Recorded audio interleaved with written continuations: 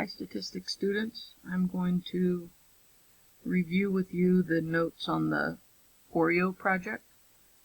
Instead of writing them as I go, I'm just going to start with my notes from 2018. These will be posted, so you can just print this if you want, or you can take notes yourself on a blank sheet that's provided in Canvas. But I'll step through all these notes. So we want to estimate the average weight of an Oreo cookie to determine if the average rate is less than advertised. So I'm going to select a sample of 30 cookies and find the weight of each cookie in grams individually. Out of those 30 cookies, the average weight, or the mean weight, which we'll show as X bar, is 11.1921 grams. The standard deviation of this sample of 30 cookies is 0.0817 grams. We'll make a 95% confidence interval to estimate the true mean weight of an Oreo. This 11.3 is the claimed weight per cookie by Nabisco. Alright, question 1. What is the point estimate for the true mean? If you remember point estimate, we used it before with proportions. Basically, the point estimate is the best we know for what the true mean is, and that would be based on our sample. So this comes from the sample itself. So X bar is 11.1921 grams. Next question is the population is basically all Oreos that exist. The parameter that we're looking for, or we're trying to estimate, is mu, which represents a population mean. And we're looking for the true mean weight of all Oreo cookies in the world.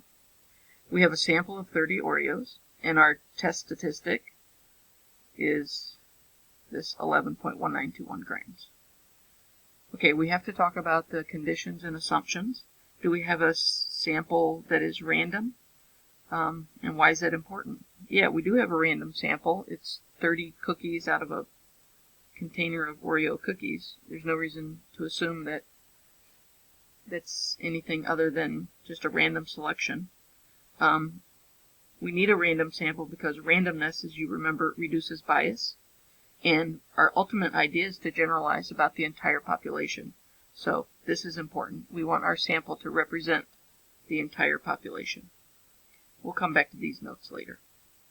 Number 4 says, what's the formula for calculating standard deviation for a distribution, a sampling distribution? And if you remember, I think we looked at this a few chapters ago. This is also in your yellow book. The standard deviation of a sampling distribution is basically the population standard deviation divided by the square root of the sample size.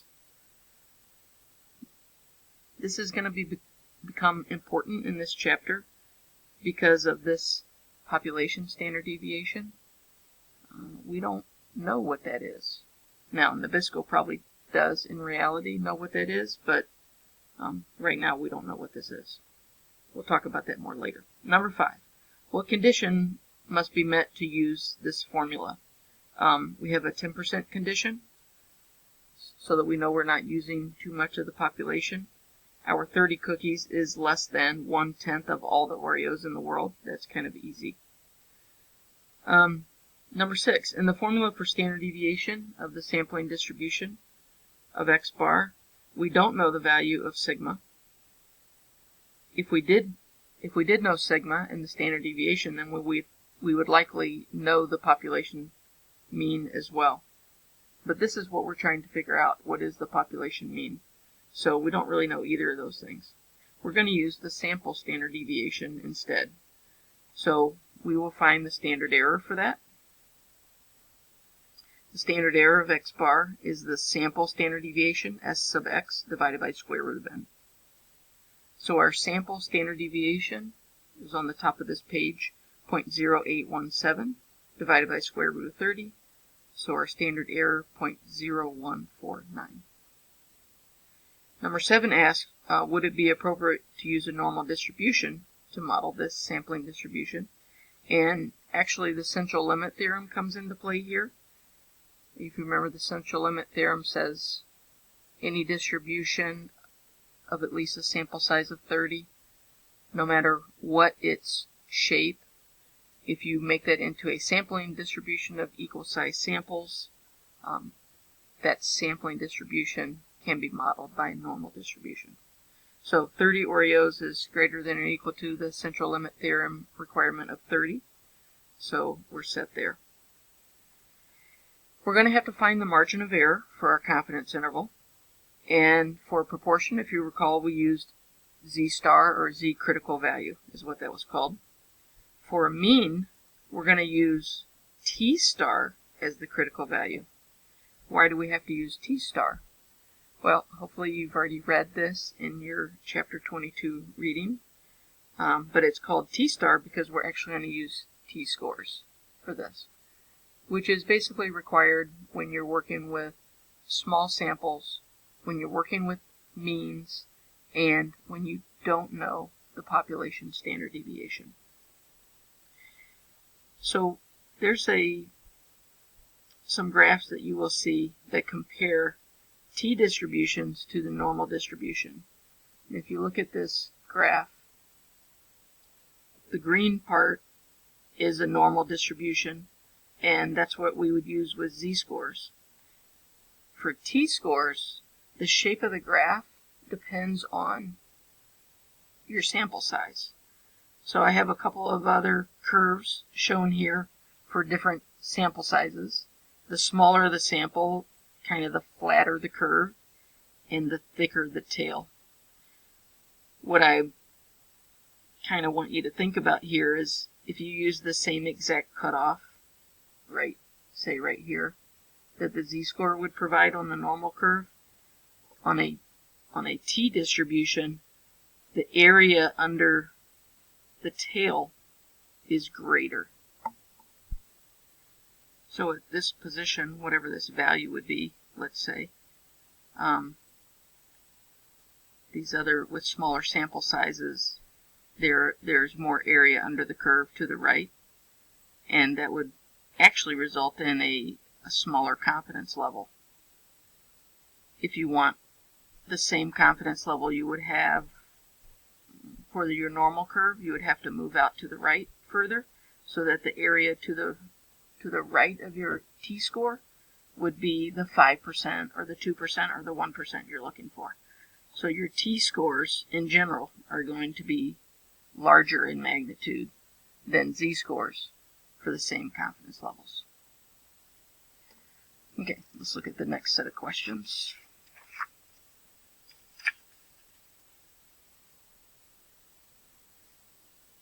What T critical value is needed for this confidence interval? We're going to use table B. It's on page 10 of your yellow books. And degrees of freedom is n minus 1. It's your sample size minus 1.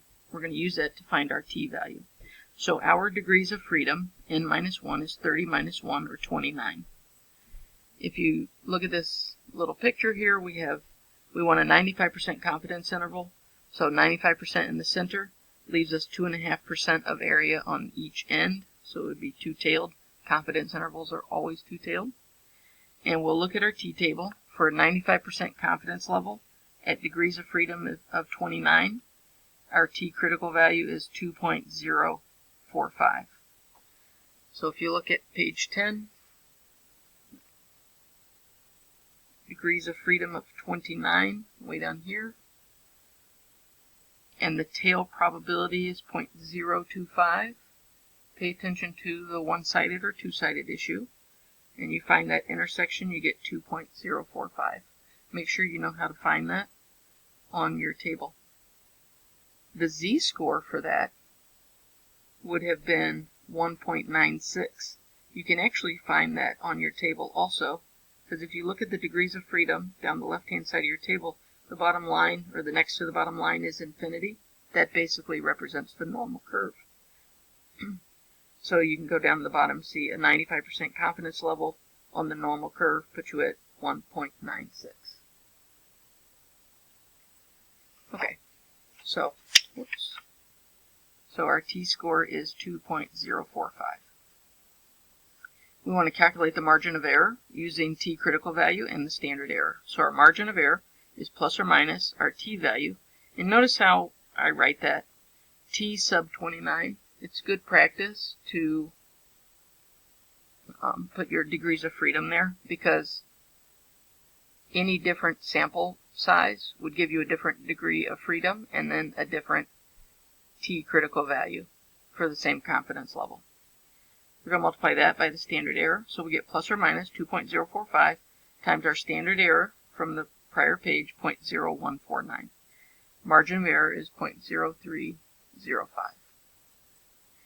To calculate the 90% confidence interval, we're going to use our point estimate plus or minus the margin of error. The point estimate, remember, is x bar, or our center. Our center was from our sample, 11.1921, plus or minus 0.0305. So we get a low end of 11.1616 and an upper end of 11.2226. To interpret this interval, I would say we are 95% confident that the interval from 11.16 to 11.22 grams captures the true mean weight of Oreos. One of the things you need to be careful here is that we're talking about average weight of a set of Oreos. We're not talking about an individual Oreo weight. We're talking about the average, the mean value of Oreos. So make sure your language and your interpretation is correct. And there is a page in your textbook that covers, what is a good conclusion and what is not a good conclusion. So you might want to review that. Can't remember what page it's on right now. All right, a specific formula for the confidence interval for proportion mean would be x bar plus or minus t critical value times the standard error, times your sample standard deviation divided by square root of n. This whole thing is your standard error. All right, according to Nabisco, an Oreo weighs 11.3 grams. Does our confidence interval provide evidence that the true average weight is less than 11.3 grams? Why are we saying less than? Because our sample was smaller than that? So should we question the Oreo cookie makers?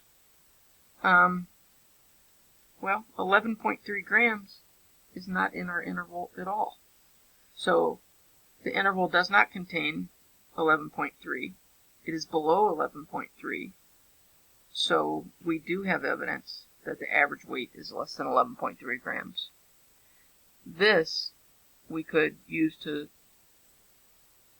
basically say, we could do a hypothesis test about the true average weight of an Oreo cookie, and basically it should turn out where we would reject this if it were a null hypothesis.